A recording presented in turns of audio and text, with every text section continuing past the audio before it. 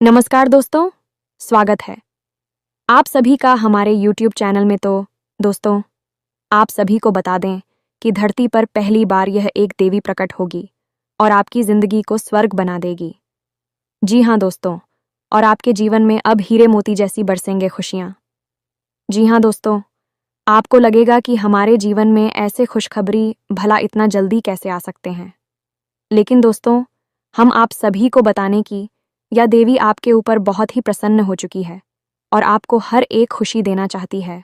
आपको कोई भी दुख कष्ट में नहीं देखना चाहती है दोस्तों, क्योंकि आपने अपने पिछले दिनों में बहुत ही परेशानियों का सामना किया है। कुछ ऐसी मौसम को झेला है जो शायद कोई भी ऐसे नहीं बर्दाश्त कर सकता है।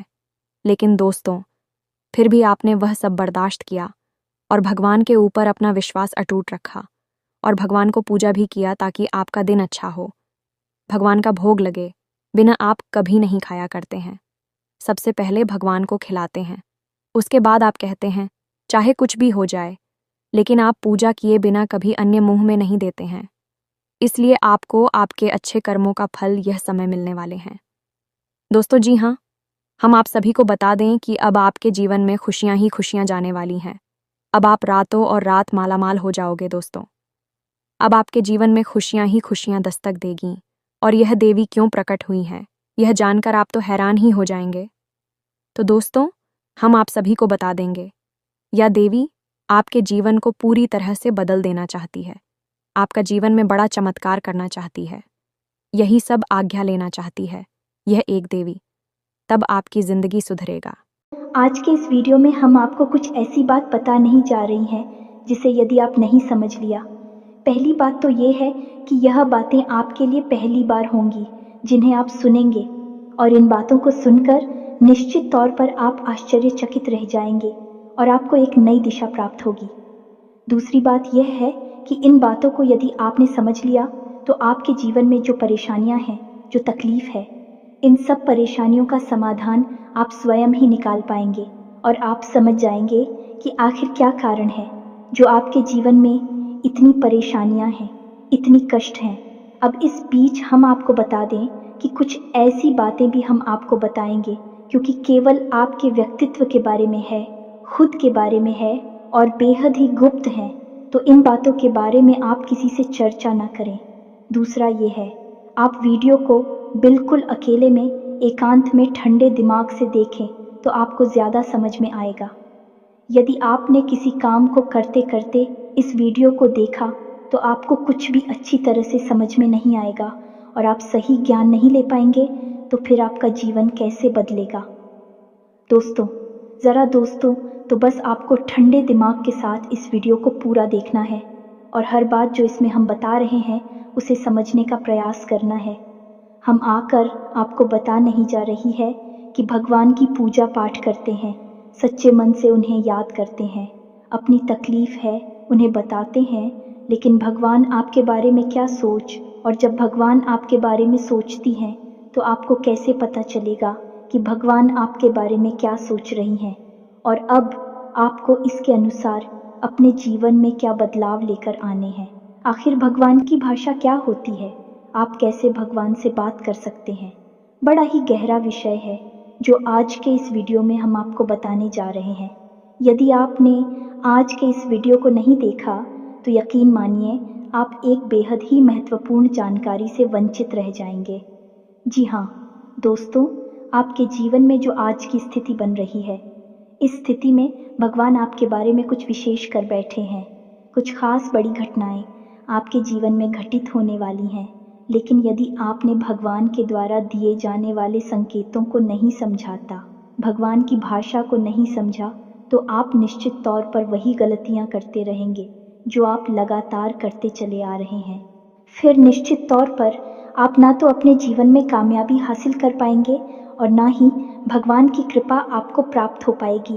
तो बस ठंडे दिमाग से आपको वीडियो पूरा देखना है और हर एक बात जो हम बता रहे हैं उसे समझने का प्रयास करना है।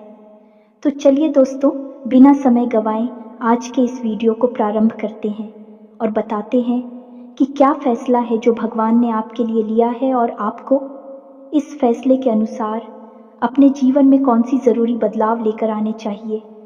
यहाँ पर यह रही कि आपके अंदर यदि घर की हिम्मत है, यानी कि समय देने का साहस है, अभी आप इस वीडियो को देखें, जल्दबाजी में बिल्कुल भी ना देखें। तो चलिए आज के इस वीडियो को प्रारंभ करते हैं। लेकिन इससे पहले आपसे एक निवेदन है कि कमेंट में पूरे भक्ति भाव के साथ, सच्ची श्रद्धा के साथ जय माँ संतोषी कृपा करूँगा 3 बार अवश्य लिखना दोस्तों। एक बार से काम नहीं बनता है। हमारे धर्मशास्त्रों में 3 का विशेष महत्व होता है दोस्तों। जैसे कि इस सृष्टि के निर्माण में त्रिदेव का महत्वपूर्ण योगदान रहता है। समय के भी 3 काल होते हैं, त्रि के भी 3 पहर होते हैं, और भगवान भोलेनाथ के हाथ में त्रिशूल है, उसके भी 3 सुल होते हैं। 3 का बहुत अधिक महत्व है दोस्तों। धार्मिक महत्व, इसी वजह से हम हर वीडियो में आपसे कहते हैं कि आपको एक बार नहीं 3 बार लिखना है। जय मां संतोषी कृपा करो। आप सच्चे भाव से यदि इस क्रिया को करते हैं तो यही आपकी पूजा बन जाएगी, आराधना बन जाएगी, और मां संतोषी आपके हर एक कष्ट को हर लेंगे और आपके जीवन में कृपा और आशीर्वाद भेज देंगी। तो सबसे पहले आप इस कार्य को करें। उसके बाद एक और छोटा सा निवेदन है। वीडियो शुरू करने से पहले हम आप सभी से एक महत्वपूर्ण बात करना चाहते हैं कि हम आप सभी के लिए अच्छे से जानकारी के लिए दिन रात मेहनत करते हैं। बहुत छानबीन करने की बात, आप सभी के लिए हम बहुत अच्छे जानकारियाँ लेकर आते हैं जो कि आप सभी के जीवन के लिए बहुत ही ज़रूरी होता है। और दोस्तों, इन सभी के लिए हम आपसे कुछ नहीं चाहते हैं, बस हम इतना चाहते कि आप हमारे चैनल को सब्सक्राइब कर लें और हमारे चैनल से जुड़ जाएं, जिनमें आपको 1 रुपया भी नहीं लगेगा। बस इतना हमारा आप सभी से हाथ जोड़कर प्रार्थना है, निवेदन है। तो हमारा भावना को ज़रूर समझिएगा और हमारे चैनल को सब्सक्राइब कीजिएगा दोस्त। इससे हमारा बहुत अधिक मनोबल बढ़ेगा और हम दुगनी मेहनत से आपके लिए ऐसे ही सूचना और ज्ञानवर्धक वीडियो लेकर आते रहेंगे। जी हाँ दोस्तों, तो चलिए सब्सक्राइब कर दीजिए, फिर आगे बढ़ते हैं। जी हाँ दोस्तों, तो चलिए शुरू करते हैं। दोस्तों एक बात क्यों हम आपको बता दें, और ये थोड़ी सी कड़वी बात हो सकती है, शायद सुनकर आपको अच्छा ना लगे, झटका लगेगा। सबसे पहले हम आपको बता दें कि आपकी राशि के जातकों के जीवन में जो परेशानियां होती हैं, जो भी कष्ट होते हैं, उन परेशानियां, कष्ट के लिए सबसे अधिक जिम्मेदार आप स्वयं ही हो। आपको लगता है ऐसा है कि कोई बाहर का इंसान का कोई अपना ही या कोई पराया इंसान आपको किसी न किसी बात से परेशान कर रहा है, या आपके जीवन में परेशानियां चल रही हैं, उतार चढ़ाव चल रहे हैं। हाँ, थोड़ा बहुत दूसरों के द्वारा निर्मित की गई परेशानियां और कष्ट होते हैं, लेकिन कई ऐसी समस्याएं हैं, कई ऐसी परेशानियां हैं जिन्हें आप स्वयं ही न्योता दे देते हैं, अपने जीवन में आमंत्रण दे देते हैं, और आप अनजाने में ऐसा करते हैं। दोस्तों, आपको अपने व्यवहार पर नियंत्रण नहीं रहता है, इस वजह से आपको ऐसी परिस्थितियों का सामना करना पड़ता है। तो अब इस बात को सुनकर आपको शायद ऐसा मन में प्रश्न उठेगा कि आप अपने आप को परेशान क्यों करेंगे। आपके मन में ऐसी बात आ सकती है कि भाई आप अपने आप को परेशानी में क्यों डाल देंगे, ऐसा कोई जानबूझकर करता है। तो हम आपको बता दें कि आप ऐसा निश्चित तौर पर करते हैं, तो आपके स्वभाव में कुछ बहुत बड़ी खामियां हैं, कुछ बहुत बड़ी परेशानियां हैं। इनको लेकर आप हमेशा परेशान रहते हैं, विचलित रहती हैं। यह दोस्त कौन सी है, वह परेशानियां ध्यान से सुनिए। सबसे पहली परेशानी, आप भले और बुरे लोगों के बीच कभी भी फर्क नहीं लगा पाते हैं। आप एक भावुक इंसान हैं, ये छोटी बात नहीं है, बहुत बड़ी बात है, और इसी की वजह से आप असल में हर रिश्ते नाते में फंस जाते हैं। आपका दुरुपयोग होता है, आप इसको अपना हमदर्द मानते हैं। आप सच्चे दिल से जिससे प्रेम करने लगते हैं, आपको पता चलता है कि अरे यह तो बहुत बड़ा धोखेबाज निकला। समय आने पर इसने आपका बिल्कुल भी साथ नहीं दिया, और इसने तो आपको बहुत बड़ी मुसीबत में डाल दिया। आपका दुरुपयोग किया, आपसे रुपए मांग लिए, आपकी मदद मांग ली, बाद में जब आपको ज़रूरत पड़ी तो आपके लिए बिल्कुल भी नहीं आया। जब आपको ऐसा पता लगता है तो फिर आप दुखी हो जाते हैं, परेशान हो जाते हैं, फिर सोचते रहते हैं उसी इंसान के बारे में, और आपको लगता है कि इस इंसान ने आपको बहुत कष्ट पहुंचाया। ऐसा ही दोस्तों उन लोगों के साथ भी होता है जिन्हें आप अपना शत्रु मानते हैं। इसका उल्टा भी होता है, जिन्हें आप अपना शत्रु मानते हैं लेकिन वह असल में आपके हमदर्द है, लेकिन आप उनकी बातें अच्छी नहीं लगती हैं। आपको उनसे चिढ़ होती है, उनकी कही हुई हर एक बात आपको चुभने लगती है, लेकिन असल में होता उल्टा है। अभी आपकी हमदर्द है, हो सकता है कि आपकी थोड़ी बहुत आलोचना करते हैं, आपके कार्यों में कमियां निकालते हैं, लेकिन भी आपको देख रहे हैं, आप पर नज़र रख रहे हैं, आपकी चिंता करते हैं, तो आपके अंदर जो कमियां हैं उन कमियों को बताते हैं, तो आप चले जाते हैं और आप उनसे दुश्मनी मोल ले लेते हैं। तो अपने जो आपकी हैं सच्चे वाले, उन्हें तो आप कभी पहचान नहीं पाते हैं, और जो नकली वाली अपनी है, क्योंकि मगरमच्छ के आंसू बहाते हैं, ढोंग करते हैं, नकाब लगाकर आपके आसपास घूमते रहते हैं, ऐसे लोगों को आप अपना समझते हैं और फिर आप परेशान होते हैं। इधर भी आपको परेशानी मिलती है और उधर भी आपको परेशानी मिलती है। तो ऐसी स्थिति में आप खुद अपनी परेशानियों के जिम्मेदार हुए या नहीं हुए, आप स्वयं विचार करिए।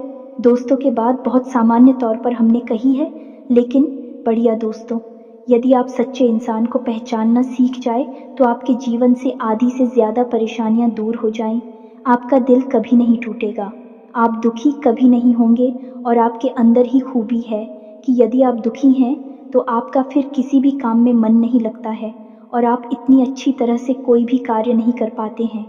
आपके निर्णय उतनी मजबूत नहीं होते हैं, हमेशा आपका ऊर्जा का स्तर गिरा हुआ रहता है और आपके अंदर नकारात्मकता घर करने लगती है। फिर आपको हर बात बुरी लगने लगती है, जीवन भी बुरा लगता है, तो थोड़ा आपको इस पर कार्य करना है।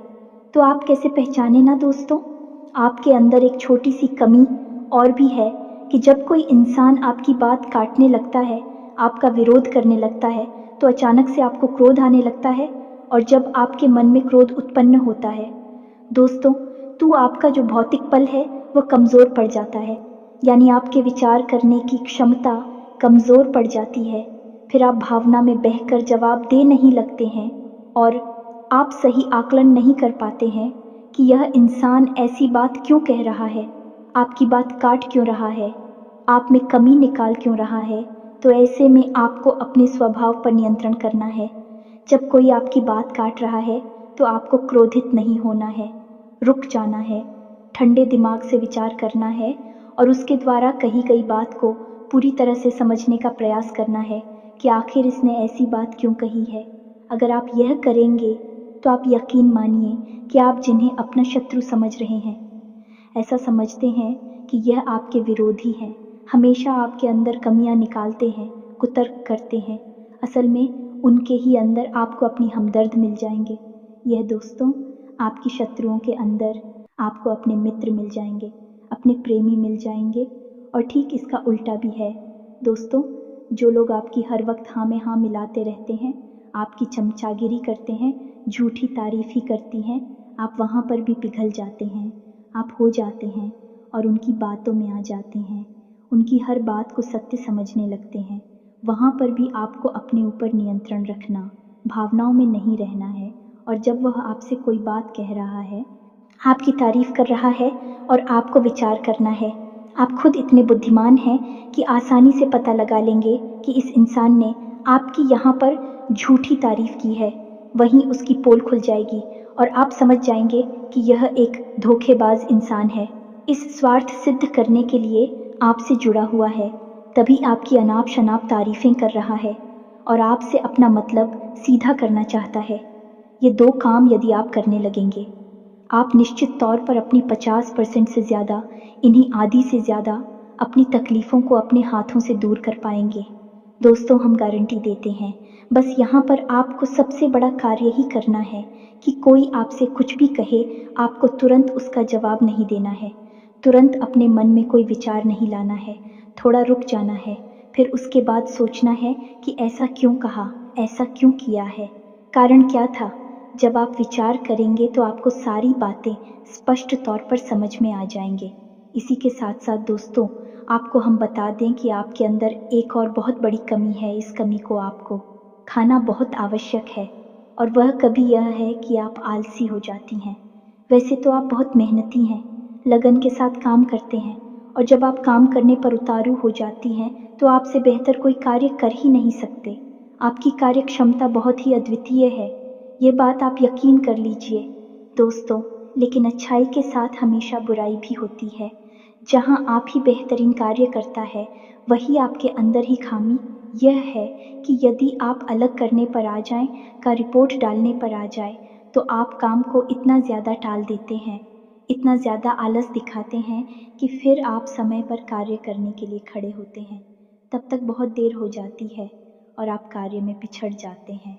आप याद करके देखिए दोस्त, हमारे कहने से कि आपने कई बार कार्य को इतना डाला, कितना डाला कि अंत में जाकर आप उस कार्य को सही समय पर कर ही नहीं पाए और वहाँ पर आपको सफलता मिल गई।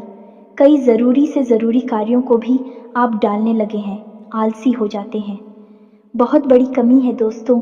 आपको यहाँ पर भी विचारशील बनना है, समझना है अपने जीवन में कौन से कार्य ज़रूरी है, उन्हें सबसे पहले करना है, उन्हें भूल कर भी आलस नहीं करना है, और जो कम ज़रूरी कार्य में आप आदेश कर भी सकते हैं। दोस्तों, विचारशील बनेंगे तो ही आप इस कमी से दूर हो पाएंगे। कोई आपको नहीं बताएगा, ये बात हम बता रहे हैं क्योंकि कोई भी सीधे तौर पर आपसे दुश्मनी नहीं लेना चाहता है कि आपका क्रोध, आपका गुस्सा बहुत खतरनाक है। जी हाँ दोस्तों, और आपकी ये बहुत बड़ी कमी है कि आप सीधे तौर पर अपनी आलोचना सहन नहीं कर पाते हैं, इसलिए लोग आपको सत्य बताने से भी कटने लगते हैं। तो एक ये ज़रूरी काम है, इसको भी आपको करना है। अब सुनिए एक सबसे महत्वपूर्ण बात की दोस्तों, आपके अंदर एक ऐसे अच्छी बात है, ये बड़ी बात नहीं है, लेकिन इसमें कहीं ना कहीं आपके जीवन में नकारात्मकता शामिल हो जाती है। तो ध्यान से सुनिए कि आपकी एक बड़ी आदत क्या है कि आपके अंदर छल कपट की भावना नहीं है। आप झूठ को सहन नहीं कर पाते हैं और अब बात सीधे तौर पर लोगों के सामने रख देते हैं, यानी सत्य का साथ देते हैं और सीधे तौर पर अपनी बात लोगों के सामने रख देते हैं। अब इससे होता यह है कि लोग आपसे बहस करने पर उतारू हो जाती हैं और आपकी सही बात का भी गलत मतलब निकालने लगते हैं, क्योंकि आप इतने सीधे तौर पर बात बोलते हैं, घुमाने फिराने की आपकी आदत नहीं है। सीधे सीधे आप बात बोल देते हैं, फिर चाहे किसी को बुरी लगे या अच्छी लगी। तो ऐसी में कई बार ऐसा होता है कि आप बहसबाजी को आमंत्रण दे देते हैं, लोगों के साथ में पड़ जाते हैं और वह बहस कई बार इतनी बढ़ जाती है कि आपके रिश्तों में भी खटास आ जाती है और आपके जीवन में भी नकारात्मकता आ जाती है। कभी कभी तो बहस इस हद तक चली जाती है कि वह इस झगड़े का रूप भी ले लेती है। यहाँ पर आप थोड़ा सा चतुराई से काम लेना सीखना होगा। ज़्यादा सीधेपन से भी काम नहीं चलता है और आपके मन में सत्यता है, आप उसे बनाकर रखी है, लेकिन दुनिया में उस सत्यता का प्रदर्शन करने की कोई आवश्यकता नहीं है। आपको किसी से बहस नहीं करनी है। कोई झूठ बोल रहा है, गलत काम कर रहा है, उसे करने दो आप, कोई मतलब नहीं है दोस्तों। आप यदि उसे सुधारने में लग जाएंगे तो वह सुधरेगा तो नहीं, लेकिन आपके साथ पेश करेगा, झगड़ा करेगा और आपका भी जीवन, समय और दिमाग सब खराब कर देगा। तो यहाँ पर आपको थोड़ा सा सतर्क रहना है और कब लोगों से बात करते करते, चर्चा करते करते बीच में से हट जाना है, ये आपको समझना होगा। याद रखिए दोस्तों, इस जंगल में सबसे पहले पेड़ काटे जाते हैं जो एकदम सीधे होते हैं। तो थोड़ा सा तो कभी जीवन में आवश्यक है, थोड़ी सी टेढ़े मेढ़े भी बन जाइए दोस्तों। इस समय की मांग है, दूसरों को हानि पहुंचाने के लिए नहीं, अपनी रक्षा करने के लिए दोस्तों। यकीन मानिए, भगवान श्री कृष्ण ने भी तो मानव को यही संदेश दिया है कि जब काम सीधे तौर पर ना बने तो थोड़ा सा चतुराई का साथ देना चाहिए, चतुर बन जाना चाहिए। तो यह सारी बातें थी कि आपको कहाँ कहाँ सुधार की आवश्यकता है। वैसे तो और भी बहुत सारी बातें हैं दोस्तों, लेकिन उन सबको करने लगे तो वीडियो बहुत लंबा हो जाएगा। तो जो ज़रूरी बातें थी वह हमने आपको बता दी है। आप इन पर कार्य करिए, निश्चित तौर पर बदलाव आएंगे। अब हम आपको बता दें कि आपकी राशि चक्र की एकमात्र कैसी राशि है जो भगवान की बहुत अधिक प्रिय होती है। ये दोस्तों, हम अपने पिछले कई वीडियो में भी इस विषय पर आपको बता चुके हैं, संकेत दे चुके हैं, लेकिन अब हम आपको बताने जा रहे हैं कि कौन सी संकेत होते हैं मुख्य संकेत होते हैं जिनसे आपको यह पता लग जाएगा कि भगवान आपको बहुत अधिक प्रेम करते हैं, आपकी बात सुनते हैं और आपको भगवान की शरण में जाना चाहिए। तभी आपका उद्धार होगा। अब यहाँ पर गौर करने वाली बात यह है कि कुछ लोगों के मन में यह भी प्रश्न उठ सकता है कि किस भगवान की शरण में चले जाए। तो हम आपको बता दें कि आप किसी भी भगवान की शरण में जाएं जो आपके आराध्य हैं, उनकी शरण में जाएं। आपका काम बन जाएगा, आपकी जिंदगी बदल जाएगी। अब भगवान सब एक ही हैं, सभी शक्ति के स्वरूप हैं, बस उनके नाम और रूप अलग अलग हैं, लेकिन वह सब अंत में एक ही है। तो आप अपने मन में बिल्कुल भी शंका ना लाएं। हम हनुमान जी की पूजा करें, भगवान भोलेनाथ की, कृष्ण जी की पूजा करें, राम जी की पूजा करें या फिर माता की पूजा करें, बिल्कुल भी कोई संकोच ना लाएं। आपके मन में इसके लिए भी भाव उत्पन्न होते हैं, भावनाएं होती हैं। आप उनकी सच्चे मन से पूजा आराधना शुरू करें और आप देखेंगे चमत्कार आऊंगा। जी हाँ दोस्तों, अब ध्यान से सुनिए कि आपके शरीर में कौन सी जगह है जहाँ से आपको यह संकेत मिले हैं कि भगवान आपको बहुत अधिक पसंद करते हैं, आप उनके बहुत प्रिय हैं और वह आपको बुला रहे हैं, आपकी ज़िंदगी बदलना चाहते हैं। तो दोस्तों, आप इस शरीर से जुड़ी 5 ऐसी जगह हैं जहाँ से भगवान आपको तरह तरह के संकेत देते हैं। ये दोस्तों तो ध्यान से सुनिए। सबसे पहले आपकी कमर के निचले हिस्से में आपको दर्द रहना शुरू हो जाएगा। यदि आपको दर्द होता है तो आप समझ गए कि भगवान की सकारात्मक ऊर्जा आपके अंदर विश करना चाहती है या कर चुकी है। अब यहाँ पर दर्द क्यों होगा दोस्तों? तो आप समझ गए कि इंसान के शरीर का सबसे निचला चक्र मूलाधार इसी स्थान पर होता है और ये मूलाधार चक्र है, ये आपको बहुत ही ख्वाबी बनाता है दोस्तों, यानी कि सुख सुविधाएं और ऐश्वर्य को भोगने के लिए प्रेरित करता है। तो ऐसे में जब ईश्वर की सोच, सकारात्मक निर्गुण ऊर्जा आपके अंदर प्रवेश करती है तो सबसे पहले आपको यहीं पर पीड़ा होनी शुरू हो जाती है। यहीं पर आपको हल्का हल्का सा दर्द रहना शुरू हो जाएगा। कभी कभी तेज होगा, कभी कम होगा और कभी गायब ही हो जाएगा। अब जब दर्द आपको होगा तो आप दवाई भी ले लेंगे, अभी आपको राहत नहीं मिलेगी, एक बेचैनी सी रहेगी। तो आप समझिए कि यदि यहाँ पर आपको दर्द होता है तो आप समझ जाइए कि भगवान आपको बुला रहे हैं, आपको बहुत प्रेम करती हैं। अब कुछ लोगों के मन में यह प्रश्न आएगा कि कोई बीमारी होगी तो दोस्तों आप चेकअप कराएंगे, डॉक्टर के पास जाएंगे, बीमारी कोई भी नहीं निकलेगी, लेकिन दर्द लगातार बना रहेगा। यह दोस्तों, यह प्रमाण होगा। दूसरा स्थान है आपकी माथे पर, आपकी आंखों के बीचों बीच दोस्तों, जिसे हम आज्ञा चक्र करती हैं। अब आज्ञा चक्र, जैसा कि इसका नाम है कि आज्ञा दी जाएगी, आप आज्ञा से संबंधित जो भी क्रियाएं हैं, विक्रिया ऐसी चक्र से नियंत्रित होती है। अब जब आप स्वयं को आकर दे रहे हैं कि आज मैं यह काम करूंगा, आज मैं यहाँ जाऊंगा, वहाँ जाऊंगा, इसी बीच ईश्वर की शुद्ध सकारात्मक ऊर्जा आपकी शरीर में प्रवेश कर जाती है और वह आपसे कुछ और करवाना चाहती है, पूजा पाठ कर आना चाहती है, ईश्वर का नाम लेना चाहती है, लेकिन आप उसी सो नहीं रहे हैं। तो ऐसे में क्या है, एक विचार उत्पन्न होता है, आप भौतिकवादी हैं और अध्यात्म आपको खींच रहा है, ईश्वर आपको खींच रहे हैं। तो यही खिंचाव आपको अपने माथे पर महसूस होगा, हल्की हल्की नाथों की किताब साहू का, और थोड़ी हल्की हल्की खुजली भी होगी, दर्द भी रह सकता है। यदि संकेत है आपको तो समझ जाइए कि ईश्वर आपसे प्रेम करते हैं। अब आपको तैयार हो जाना है, फीमेल इन हो जाना है। कार्यों को करते करते भी इस तरह करें कि आप ईश्वर की भक्ति कर रहे हैं, यानी ईश्वर का नाम लेते लेते कार्य को करें। तीसरा स्थान है दोस्तों आपकी वाणी। आप देखेंगे कि अचानक से कुछ ऐसा होने लगा है कि आप द्वारा बोली गई बातें सच होने लगी हैं। हर बात तो नहीं होगी, लेकिन कई बातें ऐसी होंगी जो आपने यूं ही बोल दी और वह बात सच हो जाएगी। यदि ऐसा हो रहा है तभी आप सतर्क हो जाइए। चौथा स्थान है आपके विचार। अब आपने किसी के बारे में कुछ बोला नहीं, बस मन में सोच ही लिया क्या, और वह घटना भी यदि घट जाएगा, ऐसा भी हर बार नहीं होगा, अक्सर कई बार होगा, लेकिन स्पष्ट तौर पर नहीं होगा। आपके मन में बस जरा सा विचार आएगा और वह विचार सत्य हो जाएगा। जिन दोस्तों यह भी एक बहुत बड़ा संकेत है और आखिरी संकेत है। आप इस सपने, आपके मन में जो भी विचार चल रहे हैं, आपके मन में कोई उलझन है, तो उन विचारों का उन उलझनों से संबंधित कोई समाधान आपको सपनों के माध्यम से मिल जाएगा। दोस्तों, जैसे आप कुछ ऐसी परेशानी में उलझे हुए हैं कि आपको कुछ समझ में नहीं आ रहा है, आप ईश्वर का नाम लेकर सोएंगे कि प्रभु हमें इस परेशानी से बाहर निकालिए, और सपने के माध्यम से आप कुछ ना कुछ ऐसा संकेत मिलेगा जिससे आपको समाधान मिल जाएगा, या फिर अपने के माध्यम से कई ऐसी भविष्य की घटनाएं आपको आभास करा देंगे जो होने वाली हैं, और आपको पहले ही उनका पूर्वाभास होने लगेगा। ईश्वर से जुड़े हुए संकेत भी आपसे मिल सकते हैं।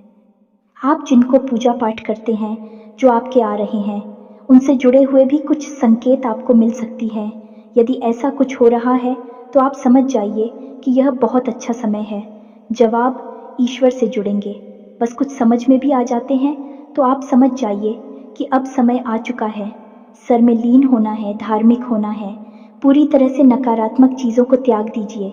इसी प्रकार का व्यसन आपके जीवन में है जो अवसरवादी कोई आपको आदत लगी हुई है, उसे त्याग दीजिए। दोस्तों, अब समय आ गया है जब आपको बड़ा कदम उठाना है, ईश्वर से जुड़ना है, जो ईश्वर खुद आपको बुला रहे हैं।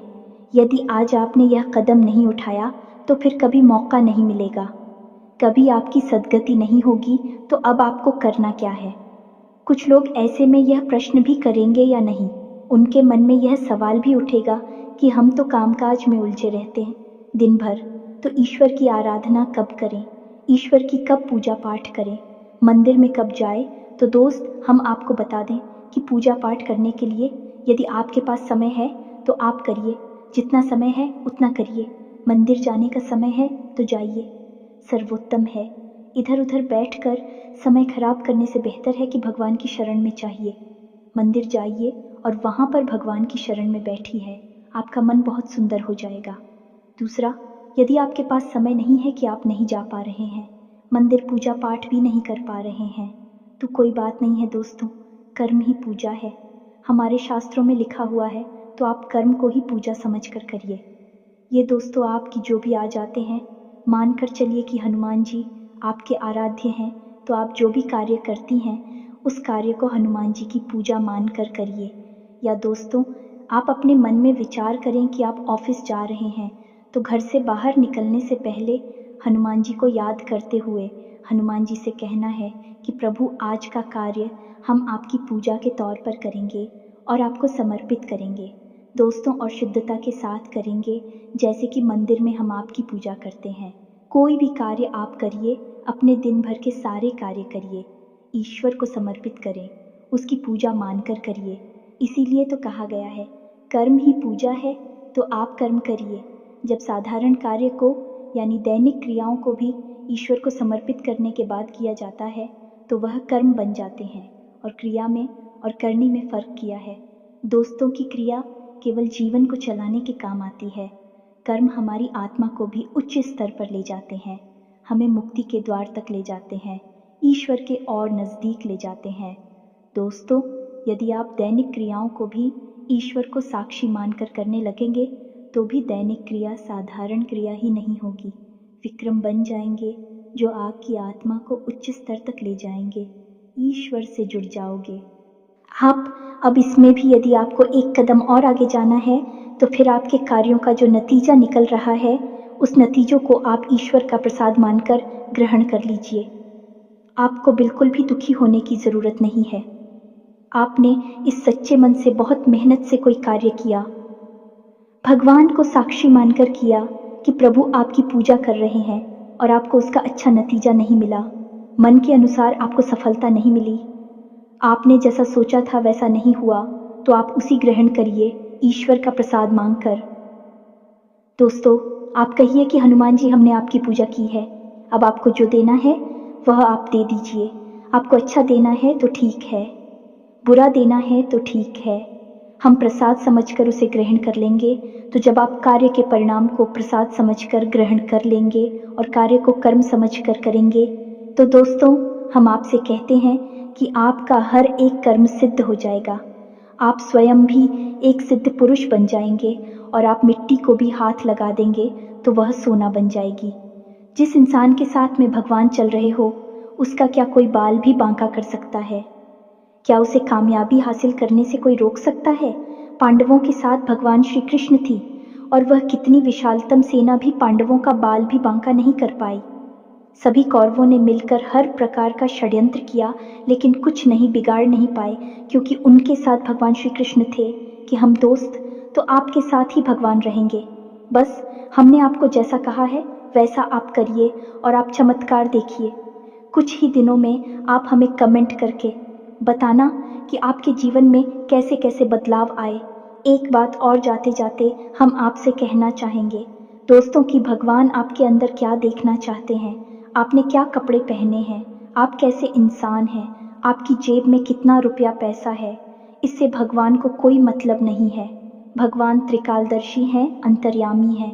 वह आपके अंदर झांक सकते हैं और आपके मन में क्या भावनाएं चल रही हैं, बस उन्हीं से भगवान का मतलब है कि आपके भाव से, आपकी भावना से भगवान को मतलब है।